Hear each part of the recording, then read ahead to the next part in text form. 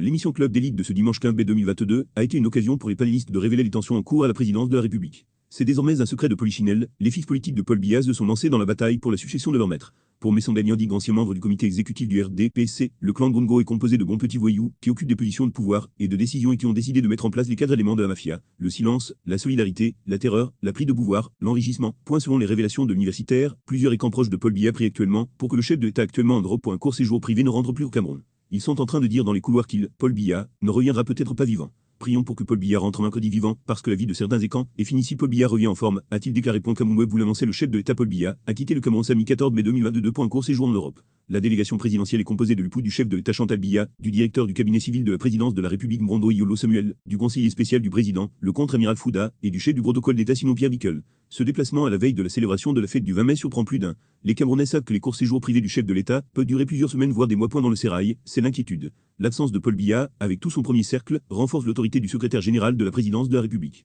Ferdinand Ngongo, qui détient la signature du chef de l'État depuis 2019, a le champ libre pour gérer les affaires de la République. L'un des dossiers sur lequel monsieur le vice-président pourrait bientôt se prononcer est l'affaire de la dette fiscale de Mgoubelinga. Ferdinand Ngongo, selon plusieurs sources à la présidence de la République, avait marqué son accord pour le couronnement des 17 milliards que l'homme affaire Mgoubelinga devait au fisc. C'est avec son onction que le directeur général des impôts avait ordonné la saisie des comptes bancaires du président directeur général du groupe. L'anecdote. Cette opération a été court-circuitée à la dernière minute par le ministre des Finances Paul-Louis Motaz, qui a ordonné la levée du blocage des comptes de son ami Mgoubelinga sans lui donner de délai pour régler sa dette. La démarche de Motaz aurait, selon des sources à la présidence, irrité Ferdinand Ngongo, même si ce dernier s'attendait à une telle réaction de la part de son adversaire potentiel dans la course pour le fauteuil présidentiel. L'absence de Paul Biya du palais de l'unité est une parfaite occasion pour relancer la pression sur Mgoubelinga, qui visiblement ne compte pas se mettre en règle avec fisc. Ferdinand Ngongo pourrait dans les prochains jours ordonner une nouvelle opération contre le groupe. L'anecdote. Des sources indiquent que les poursuites judiciaires seront lancées contre le Zondois dans les prochains jours, dans l'affaire de détournement de la ligne 94.